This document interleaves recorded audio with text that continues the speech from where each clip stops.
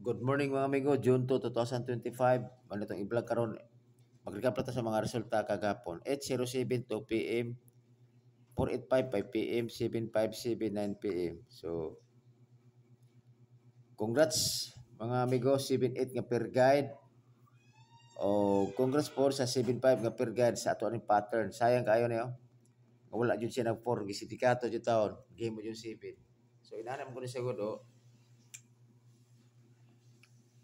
807 o 485 gibayto lang siya ang pagkuha lang jud. Nagdahom jud ko pod nga mo na pod ang kuan po sakto nga per guide ang gahapon.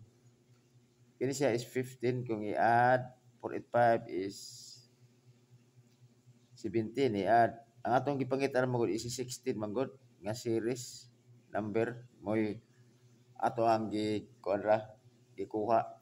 So ang hitabo ni ani nahulog siya sa bayto na 15, 17, 19 conscious gikon siya gibayto ra siya. Ang resulta kagabi mo ni si 757.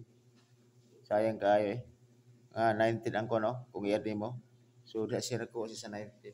So sayang kayo, sige lang palayo na ta mga amigo. So again, at least marakuha po nato ang kuan po. Nakuha na to ang per guide niya. So karon ako 39 90 20 man ito per guide tulong ka buok. Pwede mo mag lasto sa lugar na lasto. Pwede mo mag 93, 09 o 02. So karon ang akong 39 439 o 639 target rumble sa 90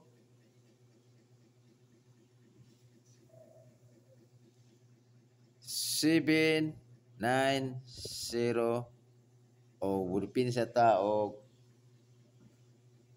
290 always target rumble. Turban kini mo ako pinaka base ha kini 439 o 790 depende sa rin sa 639 o 290. Di ba? Ang 20 nako 420 o 720 always target rumble. So muna ko mga depensa kini dipita depensa diri 639 290 720.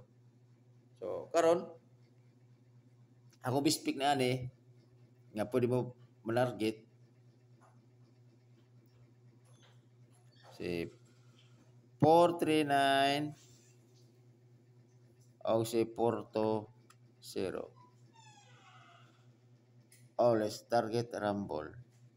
So karon natin base escalera 190546 always target rumble. So okay. Tuod mga amigo, ayaw ninyo kalimti mga amigo, pag-subscribe sa akong channel, Dudong Cafe. So, kini, muna ako ang kuan karon mga amigo, muna ako ang mga numero karon nga unom ka kumbi din natay bispik.